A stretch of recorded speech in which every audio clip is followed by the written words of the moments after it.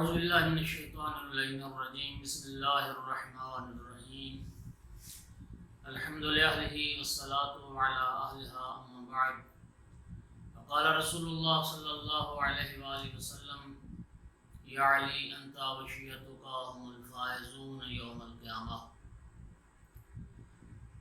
گفتگو امیر المومنین علیہ السلام کے خالص شیعہ اور جانصار اور اصحاب کے بارے میں ہے۔ سلسلہ کلام مولا امیر المومنین کے لشکر کے علمبردار جناب مالک اشتر تک پہنچا تھا۔ کل عرض کیا تھا کہ جناب مالک اشتر یمن میں پیدا ہوئے تھے اور جناب مالک اشتر صحابی نہیں تابعی ہیں، اور تابعین میں بھی بلند مقام اور ایک عظیم منزلت پر فائز ہے۔ جناب مالک اشتر کی کنیت ابو ابراہیم تھی۔ ابراہیم ان کے بیٹے تھے جنہوں نے قیام مختار کے دوران مختار کا بڑا ساتھ دیا، اس وجہ سے انہیں ابو ابراہیم کہا جاتا ہے، اور ان کا لقب اشتر ہے۔ اور ایک دوسرا لقب جو جناب مالک کا معروف ہے وہ قبش العراق، یعنی عراق کا ایک بہادر اور عراق کا ایک سپہ سالار اور عراق کا ایک کمانڈر۔ یہ جس طرح کربلا میں جناب عباس علمدار علیہ السلام نے جب امام حسین علیہ السلام سے جنگ کی اجازت چاہی تھی تو مولا حسین علیہ السلام نے فرمایا تھا کہ یا عباس انت قبش قتیبتی، تو میرے لشکر کا علمبردار اور سپہ سالار ہے۔ تو جناب مالک اشتر کا جو ایک لقب ہے وہ قبش العراق ہے۔ زمانہ جاہلیت کے حالات تو زیادہ روشن نہیں ہیں، لیکن جناب مالک اشتر کا جو سب سے پہلا کردار جو نظر آتا ہے تو وہ پہلی دو خلافتوں کے زمانے میں سب سے پہلا ان کی شخصیت کا جو ظہور ہوا وہ حضرت ابوبکر کی خلافت کے زمانے میں، کہ جب شام کے علاقے میں مرتدین کا ایک فتنہ پیدا ہوا، یمن اور شام کے کچھ علاقوں میں وہ لوگ جو رسول اللہ صلی اللہ علیہ وآلہ وسلم کی زندگی میں اسلام قبول کر چکے تھے اور پھر بعد میں وہ مرتد ہو گئے، اسلام سے منحرف ہو گئے، ان مرتدین کے ساتھ جناب مالک اشتر کی وہ پہلی جنگ تھی۔ یمن اور یمامہ میں جو لوگ مرتد ہوئے انہوں نے مسلمانوں کے خلاف صف آرائی کر لی۔ دوسری طرف سے کچھ ایسے لوگ تھے جو جھوٹا نبوت کا دعویٰ کر رہے تھے، وہ بھی مسلمانوں کے خلاف ایک محاذ بن رہا تھا۔ تو ان کی سرکوبی کے لیے حضرت ابوبکر نے ایک لشکر تشکیل دیا، اور اس لشکر کے لیے جو پورے اسلام کے اطراف و اکناف عالم سے جو لوگ جمع کیے گئے تھے ان میں قبیلہ مزہج کی بھی مدد چاہیے۔ تو اس قبیلہ مزہج اور قبیلہ نخ کے جو افراد تھے ان میں ایک سر فہرست جو نام آتا ہے وہ جناب مالک اشتر کا ہے۔ اور وہ جو مرتدین طوائف تھے، جو گروہ تھے مرتد، ان میں جو سب سے ایک نمایاں قبیلہ تھا ان مرتدوں کا وہ بنی حنیفہ تھے، اور بنو حنیفہ کا جو سردار تھا وہ ابو مسیکہ تھا۔ تو میدان جنگ میں جو ان مرتدین کے ساتھ جو جنگ ہوئی تو جناب مالک اشتر کا سامنا جو ہے وہ اس بنو حنیفہ مرتدین کے جو سردار ابو مسیکہ سے ہوا۔ تو جناب مالک اشتر نے ابو مسیکہ سے فرمایا کہ ابو مسیکہ یہ کیا ہوا کہ تو نے پہلے اقرار توحید کیا، اسلام کو قبول کیا، اور پھر اسلام کو چھوڑ دیا اور تم مرتد ہو گئے اور پھر تم کفر کی طرف لوٹ گئے۔ تو ابو مسیکہ کہنے لگا کہ مالک تم مجھ سے دستبردار ہو جاؤ، تم مجھے چھوڑ دو۔ اسلام نے شراب کو حرام کیا ہے، مسلمانوں نے شراب کو اب حرام کر دیا، اور تم جانتے ہو کہ میں تو شراب کے بغیر رہ ہی نہیں سکتا، اس لیے میں واپس لوٹ گیا۔ جناب مالک اشتر نے ابو مسیکہ کو پھر جنگ کی دعوت دی. ابو مسیکہ نے جنگ کو قبول کیا. یہ وہ پہلا موقع تھا کہ جب جناب مالک اشتر کی جرأت و بہادری اور شجاعت کے جوہر سامنے آئے. ابو مسیکہ سے جب جنگ شروع ہوئی تو پہلے نیزوں سے ایک دوسرے سے لڑتے رہے, ایک دوسرے پہ وار کرتے رہے. پھر لڑتے لڑتے نیزیں ایک طرف پھینک دی اور تلوار سے ایک دوسرے پہ وار کرنا شروع کیا. اور اس جنگ کے دوران ابو مسیکہ کا ایک وار, ایک ضرب جناب مالک اشتر کے سر پر لگی اور سر جو ہے وہ جناب مالک اشتر کا شگافتہ ہوا. اور جب سر شگافتہ ہوا تو پھر جناب مالک اشتر میدان سے نکلے اور اب سپاہ اسلام کی طرف پہنچے. اور جب شگافتہ سر دیکھا تو مسلمان اس وقت رو رہے تھے مالک اشتر کی اس کیفیت کو دیکھ کے. تو جناب مالک نے فرمایا اپنے ایک ساتھی سے کہ تم ایسا کرو کہ اپنی انگلی جو ہے وہ میرے منہ میں ڈالو. وہ ساتھی نے جب انگلی منہ میں ڈالی تو انہوں نے اپنے دانتوں سے زور سے اس کو دبایا اور کاٹنے کی کوشش کی انگلی کو. دانتوں کی طاقت کو اصل وہ امتحان کرنا چاہتے تھے. تو درد کی وجہ سے اس ساتھی کی چیخ نکل گئی. تو اس وقت جناب مالک اشتر نے فرمایا کہ اس کا مطلب ہے کہ سب خیریت ہے. اگر انسان کے دانت اگر کام کر رہے ہیں تو اس کا مطلب ہے میری نوک نیزہ بھی کام کر رہی. ساتھیوں نے سر شگافتہ سر پہ مرہم پٹی کی اور سر کو باندھا. اور جب پٹی ہو چکی تو اس کے بعد پھر فرمایا ساتھیوں سے کہ میرا گھوڑا کدھر ہے؟ کیوں مالک کیا کرنا چاہتے ہو؟ فرمایا میں جاؤں گا اور ابو مسیکہ سے پھر جا کے لڑائی کروں گا اور جنگ کروں گا. گھوڑے پہ سوار ہوئے اور اتنی تیزی سے میدان کی طرف آئے جیسے تیر کمان سے نکلتا ہے.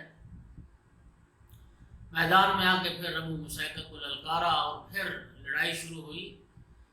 اور بالآخر جناب مالک اشتر نے تھوڑی دیر کے بعد پھر ایک ایسا کاری وار کیا کہ ابو مسیکہ گھوڑے پہ بیٹھے بیٹھے جب اس کو ضرب لگی تو اسی پہ بے ہوش ہوا اور قومے کی حالت میں چلا گیا. اور پھر کئی دن وہ اسی قومے کی حالت میں رہا اور پھر اسی حالت میں وہ واصل جہنم ہو گیا اور دنیا سے رخصت ہو گیا. اس کے بعد حضرت ابوبکر ہی کے زمانے میں دوسری جنگ جس میں جناب مالک اشتر نے شرکت کی وہ رومیوں کے ساتھ جنگ تھی.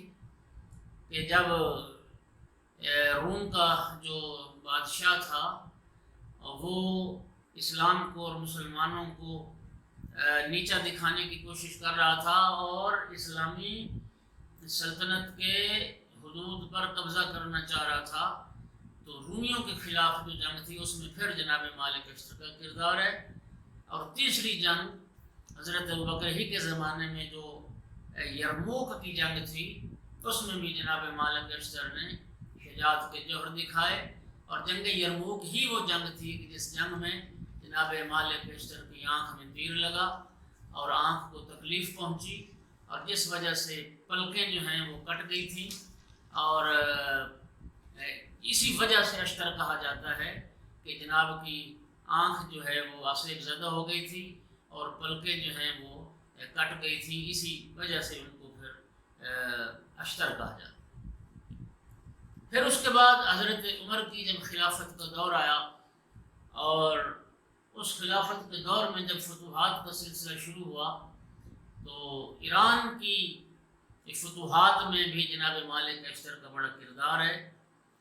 یہ لشکر شام ہی میں تھا. شام ہی سے انہیں بلایا گیا اور قادسیہ کے مقام پر پھر جناب مالک اشتر نے اس جنگ قادسیہ میں شرکت کی تھی. ابو عبیدہ جراح جو شام سے جو لشکر لے کے آئے تھے جو قادسیہ کے مقام پہ آ کے باقی لشکر اسلام سے ملے تھے جناب مالک اشتر اسی لشکر میں شامل تھے.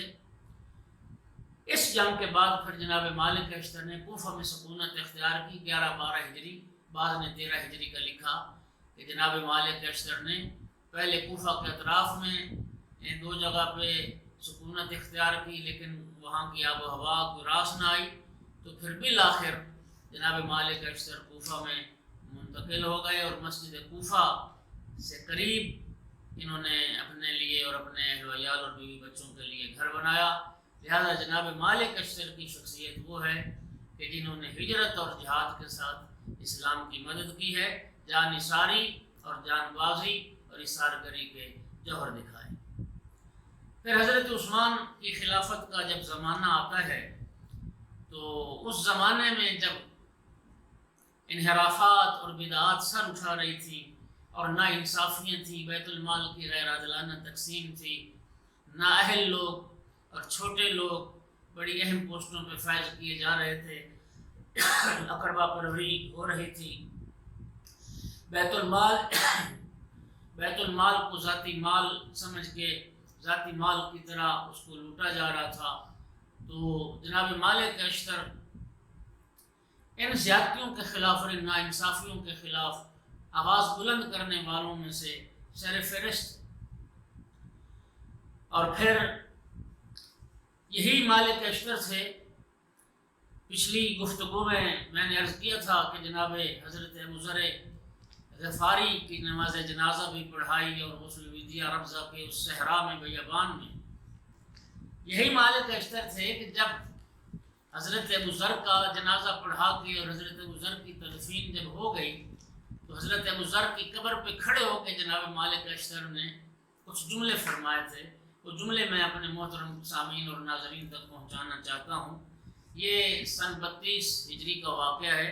32 ہجری کے حج کے موسم پر، چونکہ راستہ جو مکہ کی طرف جاتا تھا مدینہ سے مکہ، تو ربضہ کے قریب سے ہو کے گزر کے جاتا تھا، تو جناب ابو ذر کی جب تدفین ہو گئی تو قبر پہ کھڑے ہو کے حضرت ابو ذر نے دعا کی تھی، حضرت مالک اشتر نے دعا کی تھی کہ اے اللہ، یہ ابو ذر ہیں، یہ صحابی رسول ہیں، رسول اللہ کے یار اور ساتھی ہیں، تیرے بندوں میں سے ایک بندہ تھا ابو ذر، اور تیری راہ میں جنہوں نے مشرکین سے جہاد کیا، لم یغیر ولم یبدل، جنہوں نے تیرے دین میں کوئی تبدیلی نہیں کی، تیرے دین کو جا بجا نہیں کیا، لیکن نورا منکرن، لیکن جب اس نے دین کے خلاف چیزوں کو دیکھا اور بدعات کو دیکھا تو پھر خاموش نہ رہ سکے، فغیر ہو گئے لسانہ وقلبہ، پھر انہوں نے دل سے بھی اور زبان سے بھی اعتراض کیا، آواز اٹھائی اس کے خلاف، حتی جفیا و نقیا و حرما و توکرا ثم مات غریبا، پھر اس ظلم اور زیادتی کے خلاف، ناانصافی کے خلاف آواز اٹھانے کے نتیجے میں ہوا کیا کہ ان پر ظلم کیا گیا، ان کو وطن سے دور کر دیا گیا، بے وطن کر دیا گیا، ان کو مال سے اور ان کے حق سے محروم کر دیا گیا، اور پھر ان کی تحقیر کی گئی، بے احترامی کی گئی، اور پھر عالم غربت میں وہ ابو ذر دنیا سے چلے گئے۔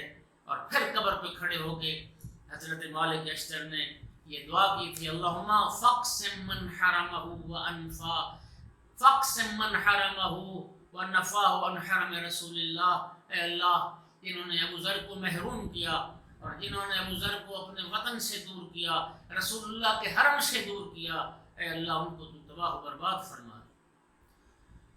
اور پھر گورنر کوفہ تیسری خلافت کے زمانے میں ولید بن عقبہ، یہ وہ شخص تھا جو عثمان کا مادری بھائی تھا یا رضائی بھائی تھا، یہ وہ شخص تھا جو شراب خور تھا۔ قرآن نے جس شخص کو فاسق کہا، رسول اللہ کی زبان مبارک سے جس شخص کے لیے فاسق کا لفظ استعمال کیا گیا، یہ ویسے شراب خور تھا کہ نشے کی حالت میں اس نے مسجد کوفہ میں فجر کی نماز 4 رکعت پڑھا دی تھی، اور جب مسلمان چیخ اٹھے تھے کہ تو نے یہ کیا کیا، تو پھر اس نے مذاق کیا تھا اور کہنے لگا کہ اگر کم پڑھائی ہے تو میں اور پڑھا دیتا ہوں۔ پھر اس نے طے کر دی، مسجد کوفہ کے محراب کو بھی اس نے نجس کر دیا۔ پھر جناب مالک اشتر تھے اور دیگر مسلمانوں کے ساتھ انہوں نے اس ظلم اور زیادتی کے خلاف آواز اٹھائی تھی، اور یہ وہ شخصیات تھیں جنہوں نے پھر دارالامارہ میں اس کے کمرے تک پہنچ گئے تھے، اور اس دن بھی وہ شراب کی حالت میں نشے میں مست تھا، اور اتنا مست تھا کہ لوگوں نے اس کے ہاتھ سے انگوٹھی بھی اتار لی اور اس بدبخت کو پتہ تک نہ چلا، اس قدر شراب کے نشے میں وہ دھت تھا۔ ولید بن عقبہ کا بیٹا تھا، اور عقبہ وہ شخص تھا جس کو مولا امیر المومنین علیہ السلام نے جنگ بدر میں مولا امیر المومنین نے قتل کیا تھا، اور ولید اور عمرو عاص یہ وہ لوگ تھے کہ جنگ احد میں جناب حمزہ کی جب شہادت ہوئی تو انہوں نے شراب کے جام پہ جام چڑھائے اور رقص و سرود کا اہتمام کیا اور ناچے تھے اس بات پر کہ جناب حمزہ کی جو ہے شہادت ہو گئی. اور پھر اسی کی انگوٹھی لے کے اور وہ گواہ ساتھ لے کے جناب مالک اشتر نے مدینہ کا رخ کیا تاکہ حاکم مدینہ کے پاس جا کے فریاد کی جائے اور آواز جو ہے وہ بلند کی جائے. لیکن انتہائی افسوس کہ ان کی آواز کو نہ سنا گیا بلکہ ان کو الٹا ڈرایا اور دھمکایا گیا.